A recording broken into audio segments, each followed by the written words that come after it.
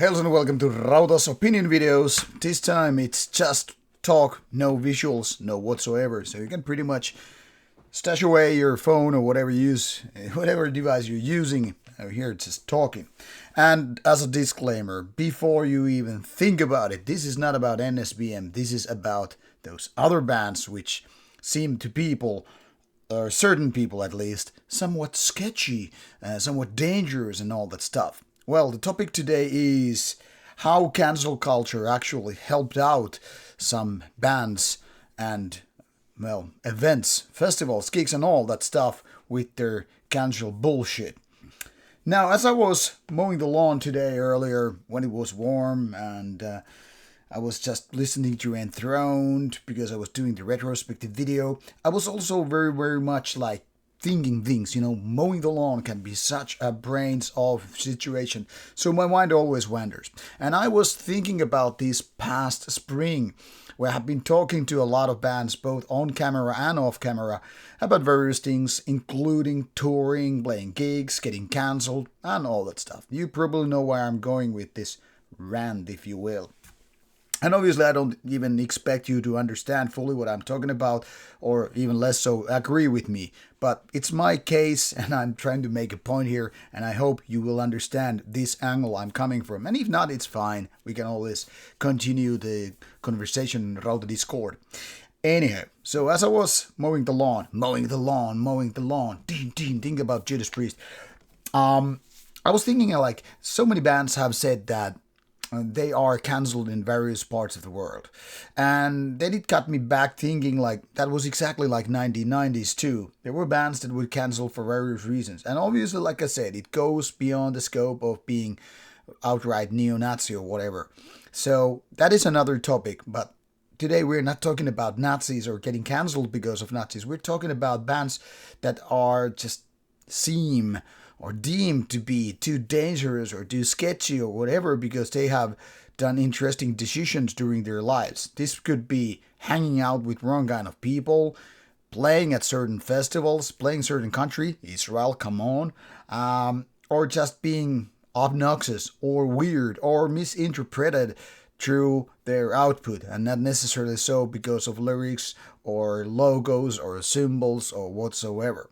So a lot of these bands have said that there are no possibilities to play at certain countries or certain venues. Sometimes it is because, well, they are seen as, like I said, too dangerous. Meaning, when government or city funding comes into play, certain festivals are like, okay, we cannot book your band because these guys are the ones who pay the bills and they don't want to see your dangerous band here. But when it's a different band with more or less similar lineup, suddenly there is no problem. So double standards seem to be in play. Or more like it's about any given brand. I'll give you an example because a lot of you know these kind of bands. Say there's a band A, features, say, 5 members. 5 members who have done this or that. And they might have something that is seen too evil, too dangerous, too sketchy, whatever, wrong connection, guilty by association or whatever. And they're like, okay, you cannot play because you have the past. And that past is something that we are not okay with. We cannot approve you to play here. So the band A is basically on the blacklist. Kind of cancelled, if you will. Suddenly, band B, which features maybe 3 or 4 guys from the same lineup as this one band with the 5 guys, suddenly it's okay. Why? It's not necessarily that the missing guys are even different or that the problem would be in this individual. It's about the brand. So it's almost like, hey, Microsoft, okay, Sony, not so much, or vice versa. And this could be expanded into various other things, But the funny thing is, certain bands, when they have this so-called bad or ill reputation, they're gonna be banned. They're gonna be cancelled in one way or another. And this can come from various sources. It's not necessarily your favorite subject, Antifa. It's not necessarily anything about left and right kind of a thing, or conservative versus liberal, as it's more in Finland rather than left and right. So like I said, this is not necessarily related to so much your typical politics, because these can be totally apolitical bands, but it's some other burden that might be hanging right there, and that alone can get you cancelled. Now, in many ways, you could see, okay, cancel culture is winning and these bands are losing. But there's always someone who wins. And maybe the ones who want to see these bands cancelled I feel like, yeah, we're winning. Guess what else also happens? This is called supply and demand. Now, supply and demand, as anybody who understands even the basics of trade, doing business and all, know that when something has higher demand than the supply, the prices go up. That is, when there is something that is not in abundance right there in big numbers, there is more demand, and people are like, we want to see that band so badly. So what happens is certain other events will be like, okay, you're welcome here, come and play a show here, and the band will. They will love to play at those places where they can. And when these bands have fans, well, also what happens, the fans will follow. So, for example, there are lots of bands who are unable to play in the United States, and this might have nothing else to do but with money and visas and all that stuff, so nothing sketchy even. So what happens is that Americans actually fly to Europe to see these bands which are not playing in America for various reasons. Or like sometimes, there are bands that try to go to, say, Australia, couldn't do it, so they tour more in Europe or South America and whatever. You know what Australians do in this case? They travel. So there are lots of these bands that when they're unable to perform in certain countries or certain venues and whatever, like Germany is a big example how the censorship can really work. And probably a lot of people are, yeah, fuck yeah, we saved Germany. There are no threats anymore because not neo-Nazis or other sketchy bands get to play here. Fuck yeah. You know what happens? Well, Germans go to other places, including Finland. Yeah, we've seen a lot of tourists here, and I think Steelfest is a prime example when they have those bands that are not maybe playing in other countries like Germany or France or whatever, and people from South America, from North America, or Germany, UK, whatever, they come to Finland instead. I'm not just saying that events like Steelfest saved black metal, but they kind of did. To be honest, it's kind of a funny that this cancel culture is helping the so-called gatekeeping happening. As ironic as it may be, the whole cancel culture thing, and once again, I'm not really talking about Antifa, but just people who like to cancel things. They are, in a way, supporting the notion that gatekeeping is actually cool. Because once they are kind of a gatekeeping and making sure that certain bands don't really play everywhere, these bands are then getting more of that demand versus supply. Now, when you have a band that, say, plays 30 dates in Europe, you don't really have to go to other country, maybe not even another city, in order to see it. When there are bands playing the 30 shows, you can pretty much cover the whole Europe, or the most parts. Maybe Nordic people sometimes are left out because bands rather play 10 shows in Germany rather than go for one show in Norway, another one in Sweden, and then finally in Finland. Because these are smaller countries, there are less people, and coming to here is at least as expensive as touring around in neighboring cities. So they might instead do, say, like 8 or 5 dates in Germany, a few in, once again in France and Belgium and Netherlands and so forth. You get the idea. But when we're talking about these bands that are unable to play in such places like Germany or whatever, now these have fewer dates, and as such, like I said, the demand to see these bands is way bigger. And the same goes for certain European bands not able to go to USA, and this is sometimes related to money and visas and whatnot. So like I said, when there is less supply, there is more demand. Basically, this is how it happens. It's okay and it's easy to see all these big bands. We're talking about the Iron Maidens and Metallicas who are like touring all the time and conquering all the places, and everybody gets to see them. And yeah, the prices might be high, but still you have lots of possibilities to see them. But what if there are like these more, underground black metal bands that play maybe a couple of shows a year, and you don't want to miss them? Then you follow that. So there are these events who are then again, once again saving these. So it's more like certain events want to keep the true black metal flame alive. And it's kind of ironic that those who wanted everybody to enjoy black metal, like, yeah, it's for everybody, not just for those black metal elitist pricks. So, hey, we canceled them. Fuck, now it's happening finally again. So, in a way, there are always people who can make profit out of being cancelled or whatever.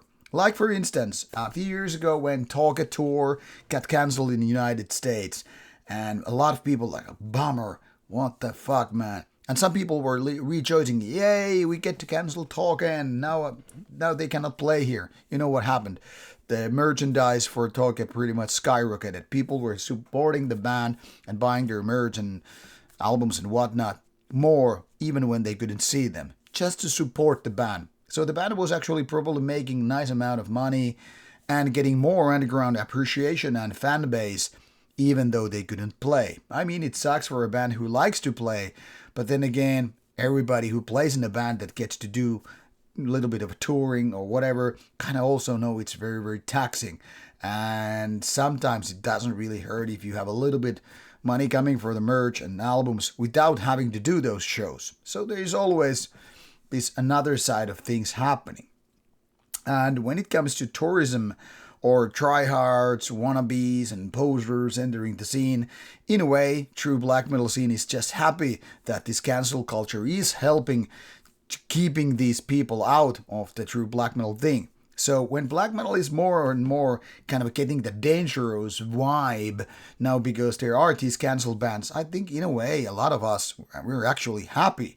We're not maybe happy how cancel culture does it, but we're happy that certain bands seem now more appreciated, more treasured, and in a way more dangerous. They are more like getting back to the roots. I mean, go back to the 90s and you will remember there were no black metal festivals, not for everybody. Nobody was talking about such things as safe space and whatnot.